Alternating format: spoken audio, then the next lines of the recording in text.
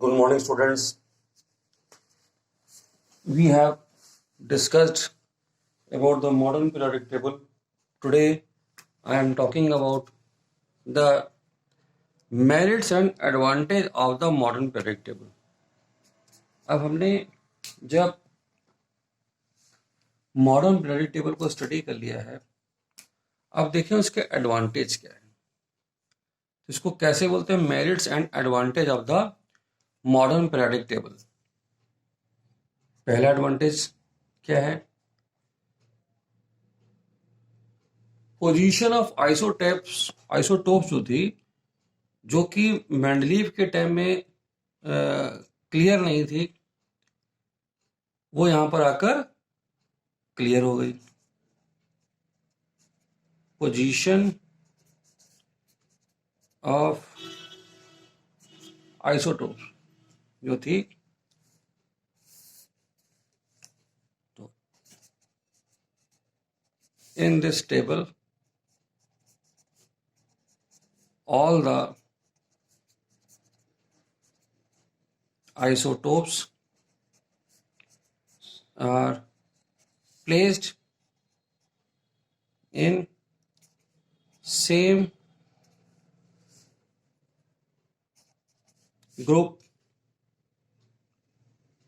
एक ही ग्रुप में उनको प्लेस कर दिया गया। तो ये जब सेम ग्रुप में उसकी प्लेसमेंट हो गई, तो इसका एडवांटेज क्या मिला हमको कि जो एनोमली थी मेंडलीफ में, कि यहाँ पर मेंडलीफ में ये एनोमली थी कि इसको अलग अलग जो है रखा जाए, क्योंकि वो एटॉमिक मासेस के बेसिस पे था।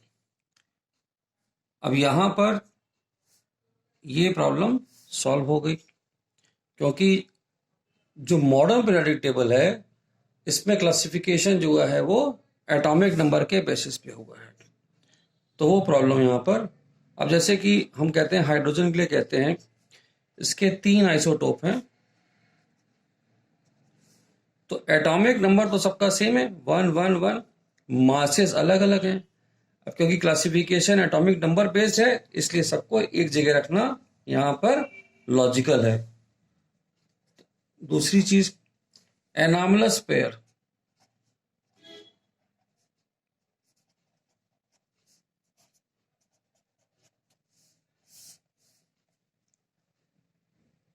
मेंडलीव की पीरियोडिक टेबल में ये बोला गया था कि कोबाल्ट की जो प्लेसमेंट है वो गलत है, उसको पहले नहीं रखना चाहिए। जो प्रॉब्लम किसके साथ में थी? Cobalt.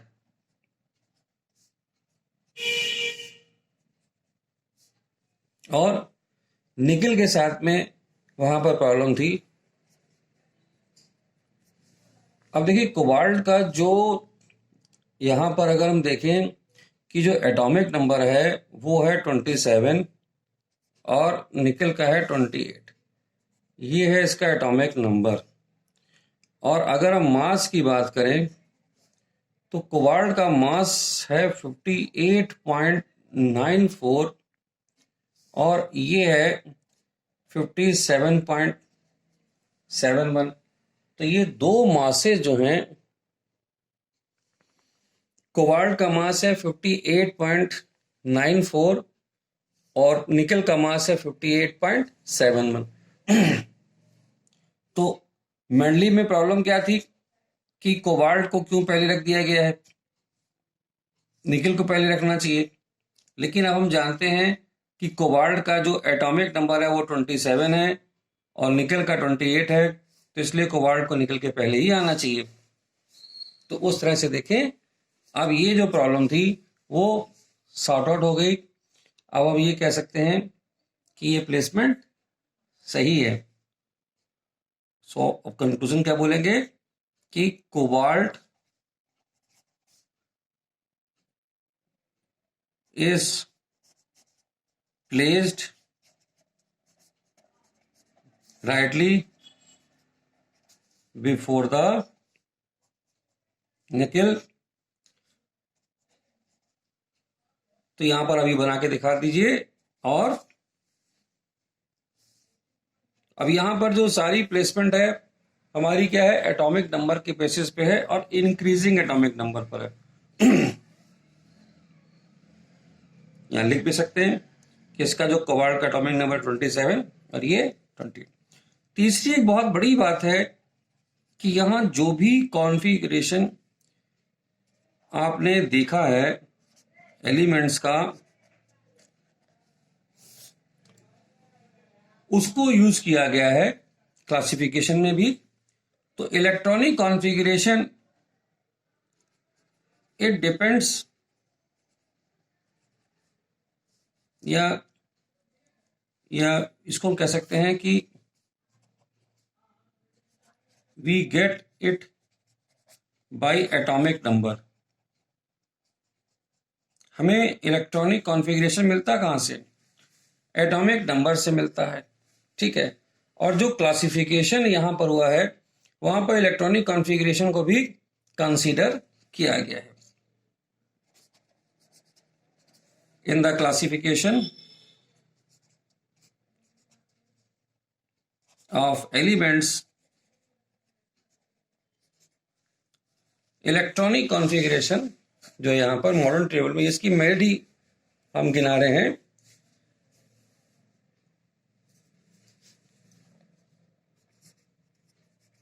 Electronic configuration is considered. अब ये इलेक्ट्रॉनिक कॉन्फ़िगरेशन कैसे कंसीडर किया गया है?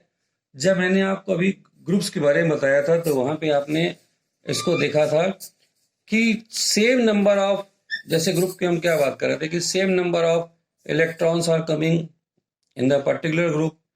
कि अगर हम यहाँ पर बोलते हैं कि हाइड्रोजन, लिथियम, सोडियम, तो यहाँ हम कहते हैं कि सब में same number of electrons present हैं, इसलिए इनकी प्रॉपर्टीज सेम है। तो यहाँ पर जो है कॉन्फ़िगरेशन के बेसिस पे ये बात करी गई थी। अब जो मेंडलीव ने क्लासिफिकेशन किया था वो इसको जस्टिफाई नहीं कर पाते थे कि ये क्यों हमने एक साथ रख दिया है। जैसे कि कोबाल्ट के केस की जो बात थी, तो उन्होंने mass number plus chemical properties को साथ में लेकर वो चले थे। अब हम ये कह सकते हैं कि अगर ये ग्रुप है कोई हमारे पास में, ये फर्स्ट ग्रुप की ही बात कर रहे हैं हम, ये हमारा है फर्स्ट ग्रुप। तो फर्स्ट ग्रुप की अगर हम बात कर रहे हैं तो ये एलिमेंट्स अगर साथ साथ हैं तो साथ साथ होने की वजह ये है कि इलेक्ट्रॉनिक कॉन्फ़िगरेशन अगर इनका हम चेक करते हैं तो आउटर मोस्ट शेल में सेम नंबर ऑफ इलेक्ट्रॉन है। हम बार बार ये क्यों कहते हैं कि कॉन्फ़िगरेशन में outer number of outermost shell में इलेक्ट्रॉन सेम है? तो क्या है, क्योंकि देखिए जो वैलेंसी है वो डिपेंड करती है number of electrons present in the outermost shell. Valency अगर सेम हो जाती है तो बहुत कुछ केमिकल प्रॉपर्टीज एलिमेंट्स की सेम हो जाती हैं। तो इसलिए यहाँ पर फर्स्ट हमने जो डिस्कस किया कि क्लासिफिकेशन एटॉमिक नंबर के बेस्ड है। एटॉमिक नंबर से हमें क्या मिलता है? इलेक्ट्रॉनिक कॉन्फ़िगरेशन मिलता है। कॉन्फ़िगरेशन हम अगर अलग अलग एलिमेंट्स का चेक कर ले तो हम अगर वहां देखते हैं कि नंबर ऑफ इलेक्ट्रॉन्स या वैलेंस इलेक्ट्रॉन सेम है तो वैलेंसी सेम है, तो ऑब्वियसली उनकी केमिकल प्रॉपर्टी वहां पर सेम हो जाती हैं। तो ये सेल्फ एक्सप्लेनेटरी हो गया हमारा यहां पर सिमिलर केमिकल प्रॉपर्टीज का concept on the basis of the outermost shell के इलेक्ट्रॉन के जो नंबर्स यहां पर आते हैं या वैलेंसी की वजह से। इसके बाद में आता है कि जो मेटल्स और नॉन मेटल्स है वो क्लियरली सेपरेट हो गए। यहां पर क्या हो गया? Separation of metals and non-metals are there in modern periodic table. In modern periodic table clear cut वहां पे सेपरेशन है। पहले ये सब बीच में प्रेजेंट थे, एक साथ नजर आते थे। अब left side extreme right side हमारे पास में नॉन मेटल्स की है जो हमको क्लियर है। इसके अलावा ट्रांजिशन एलिमेंट्स भी बीच में प्रेजेंट हैं। हमने आपसे कल डिस्कस किया था ग्रुप नंबर 3 से group number 4। So position of transition elements as well as rare earth elements. Rare earth elements are clearly explained and mentioned. हमने क्लियरली इसको मेंशन कर रखा है। जब हम ट्रांजिशन एलिमेंट्स की बात करते हैं तो हम कहते हैं ग्रुप नंबर 3 से ग्रुप नंबर 12 में ये प्रेजेंट है। और जब हम रेयर अर्थ एलिमेंट्स की बात करते हैं तो हम कहते हैं कि इसमें लैंथेनाइट और एक्टिनाइट जैसी सीरीज हैं जो कि सेपरेटली प्लेस्ड हैं, वो हमें अलग से हमने इसको पीरियोडिक टेबल में मेंशन कर रखा है। और जो प्रॉपर्टीज की बात करें अब यहां पर we can study various properties easily in this table. For example, अगर हम बात करें वैलेंसी की, हम बात करें एटॉमिक साइज की, एटॉमिक साइज, हम बात करें मेटेलिक नॉन मेटेलिक कैरेक्टर की, तो इस तरह की प्रॉपर्टीज को इजीली स्टडी किया जा सकता है यहाँ पर। और दूसरा ये टेबल बहुत सिंपल है, सिस्टमेटिक है और इसको इजीली हम लर्न भी कर सकते हैं और प्रॉपर्टीज को स्टडी भी कर सकते हैं। तो ये सारे एडवांटेज जो एक बेसिक नीड थी हमारे लिए जब हमने शुरू किया था आपको ये चैप्टर समझाना, उसमें बताया था कि एक बेसिक नीड थी कि एलिमेंट्स को इजीली जो है इसको स्टडी किया जा सके, उसकी प्रॉपर्टीज को समझा जा सके, लर्न किया जा सके, रिमेम्बर रखा जा सके, एक रिलेशनशिप एस्टेब्लिश किया जा सके डिफरेंट एलिमेंट्स के बीच में अगर वहां पे प्रेजेंट है, और उसको लॉजिकली हम समझा सके कि ऐसा क्यों है। बहुत छोटी सी चीज है कि अगर हम कहना चाहते हैं कि क्लोरीन की प्रॉपर्टी जो ब्रोमीन से मैच करती है, एक ही प्रॉपर्टी है दोनों की, तो अब जब हम सब जानते हैं कि जैसे क्लोरीन ब्रोमीन जो 17 ग्रुप में प्रेजेंट है, उनका जो कॉन्फ़िगरेशन है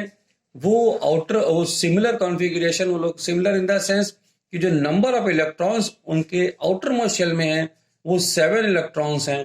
तो अब उनको अपना ऑक्टेट पूरा करने के लिए एक इलेक्ट्रॉन की जरूरत होती है। अब ये ऑक्टेट की बात भी आप जानते हैं, फिर भी आपको देखिए बताता हूं कि ये जैसे कि एक एक इलेक्ट्रॉन है, तो ये इस तरह के जो भी एलिमेंट्स हम यहां पर देखते हैं जब कंबाइन करते हैं तो इनको क्या करना होता है, ये नोबेल गैस लाइक स्ट्रक्चर अपना बनाना चाहते हैं, तो अपना ये एक एक इलेक्ट्रॉन निकालकर, या यहाँ पर इसमें लिथियम सोडियम स्पेशली अगर हम बात करें तो निकाल कर ये नोबेल गैस लाइक स्ट्रक्चर अपना बनाना चाहते हैं, इसीलिए कंबाइन में करते हैं। तो इसको आगे स्टडी करते हैं अभी हम लोग। ओके स्टूडेंट्स, अब हम स्टडी करेंगे trends in the modern periodic table. क्या ट्रेंड्स हैं, हमने जो ट्रेंड्स स्टडी करने हैं वो जो उसके पीछे एक जो बेसिक चीज है वो क्या है कि अब जैसे वैलेंसी है या एटॉमिक साइज है, इलेक्ट्रॉन एफिनिटी है, इलेक्ट्रोनेगेटिविटी है, इन सब को स्टडी करने के पहले हम दो खास बातें देख लें जो इसमें जो हमारी पीरियोडिक टेबल है वो क्या है। तो यहां पर जो two important features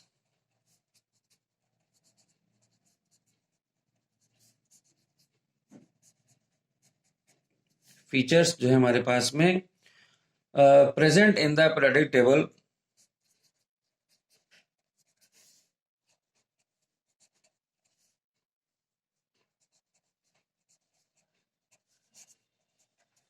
modern periodic table,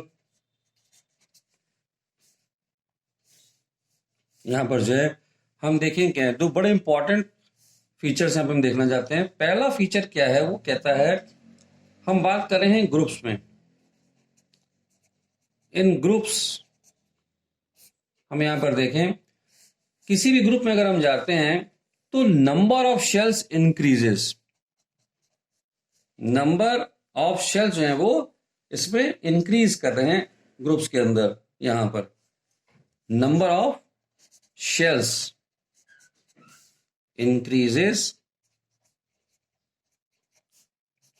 from top to bottom। Number of shells इसमें इंक्रीज कर रहे हैं, जो ऊपर से नीचे जा रहे हैं। तो इसमें क्या, इसका इम्पैक्ट क्या है, उस एलिमेंट के एटम में क्या इम्पैक्ट पड़ता है। तो हम ये कह सकते हैं कि force of attraction, hence force of attraction on outermost electron, force of attraction on electron present in outermost shell। अब फोर्स ऑफ अट्रैक्शन किसकी बात कर रहे हैं हम लोग, outermost shell, force of attraction on the electron present in the outermost shell by nucleus decreases. कि nucleus उस पे फोर्स ऑफ अट्रैक्शन लगाता है आउटर मोस्ट शेल पे, वो डिक्रीज करता है जैसे जैसे हमारे शेल्स यहां पर इंक्रीज करते हैं। देखिए क्या चीज है ये, जब हम बात करते हैं किसी एटम की, तो ये देखिए यहां पर है पॉजिटिव चार्ज, किसकी वजह से, प्रोटॉन की वजह से पॉजिटिव चार्ज है। और यहां पर ये first shell, second shell, third shell, fourth shell, तो इस तरह से ये शेल्स हमारे इंक्रीज कर रहे हैं। शेल इंक्रीज कर रहे हैं तो यहां पर अगर मान लीजिए एक इलेक्ट्रॉन प्रेजेंट है, एक इलेक्ट्रॉन यहां प्रेजेंट है। अब अगर ये इलेक्ट्रॉन को देखें तो इसका डिस्टेंस कुछ है, और जैसे जैसे नंबर ऑफ शेल इंक्रीज करेंगे, अब हम किसी भी ग्रुप में आगे जाते हैं तो शेल इंक्रीज करते हैं। तो शेल इंक्रीज करते हैं तो यहां से यहां तक का इसका डिस्टेंस बढ़ गया, फिर यहां से यहां तक का इसका डिस्टेंस बढ़ गया, और ये डिस्टेंस और बढ़ गया। तो ये डिस्टेंस बढ़ रहा है, तो force of attraction of the nucleus, हम जब बात, मैंने यहां पे बोला फोर्स ऑफ, यहां पर जो है कि न्यूक्लियस से जो लगने वाला फोर्स है, न्यूक्लियस का मतलब है यहां पर positive charge of the proton. कौन अट्रैक्शन का फोर्स लगाएगा, positive charge of the electron. तो ये इस पे जो फोर्स ऑफ अट्रैक्शन लगाता है ये डिक्रीज करता है। इसके लिए एक रिलेशनशिप है कि जो फोर्स होता है, फोर्स बिटवीन द चार्जेस, अगर ये भी चार्ज है और ये भी एक चार्ज है, तो इनके बीच में जो लगने वाला जो फोर्स है, फोर्स बिटवीन द चार्जेस, यहां पर अगर हम देखें कैसे वेरी करता है, क्या फैक्टर्स हैं, ये इनवर्सली प्रोपोर्शनल होता है स्क्वायर ऑफ द डिस्टेंस के। तो जैसे जैसे डिस्टेंस बढ़ता है फोर्स यहां पर घटने लगता है इसके अंदर। तो इसलिए अब यहां पर फोर्स ऑफ अट्रैक्शन अगर डिक्रीज करेगा किसी भी इलेक्ट्रॉन के ऊपर, तो इस इलेक्ट्रॉन को यहां से निकलने में आसानी होगी, वो इजिली छोड़कर जा सकता है। अब यहां पर देखिए मैंने एक एक इलेक्ट्रॉन मेंशन किया है।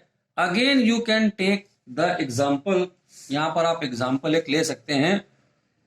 जब हम बात करते हैं लिथियम, सोडियम, पोटेशियम, तो यहां पर लिथियम का जो कॉन्फ़िगरेशन था वो था 2-1, ये था 2-8-1 और ये था 2-8-8-1। तो यहां पर देखिए नंबर ऑफ शेल्स इंक्रीज कर रहे हैं, नंबर ऑफ शेल्स यहां पर इंक्रीज कर रहे हैं, और लेकिन हो क्या रहा है, ये दूर होता चला जा रहा है, ये इलेक्ट्रॉन इससे दूर हो रहा है। तो फोर्स ऑब्वियसली क्या कहते हैं, फोर्स ऑफ इलेक्ट्रॉन यहां पर इस केस में, लिथियम के केस में जो फोर्स ऑफ अट्रैक्शन होगा इस इलेक्ट्रॉन के ऊपर, जो कि सेकंड शेल में प्रेजेंट है, यहां पर इसमें ज्यादा होगा as compared to force of attraction on this electron in the sodium, क्योंकि यहाँ ये थर्ड शेल में आ गया इसका इलेक्ट्रॉन। पोटेशियम के केस में जो इसका लास्ट इलेक्ट्रॉन है वो पहुंच गया है फोर्थ शेल में।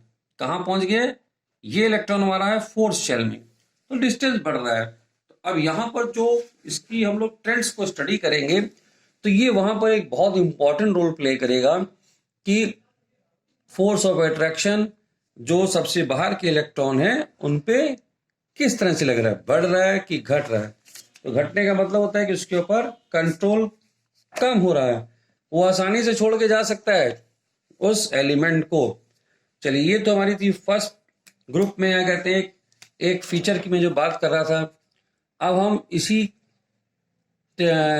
इसमें जो सेकंड फीचर की मैंने बात बोली है, अब हम देखेंगे इन पीरियड। पीरियड में क्या हो रहा था कि जो न्यूक्लियर चार्ज है, as we move in a period from left to right,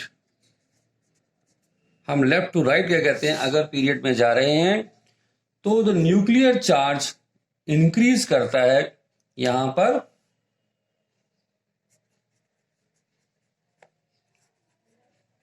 the nuclear charge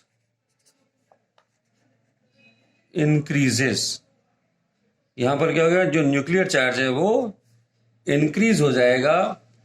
और या ये कह सकते हैं कि जो नंबर ऑफ वैलेंस इलेक्ट्रॉन्स हैं इन पर्टिकुलर सेल्स में वो भी इंक्रीज हो जाएंगे, and number of valence electrons also increases, valence electron भी इसमें इंक्रीज करते हैं।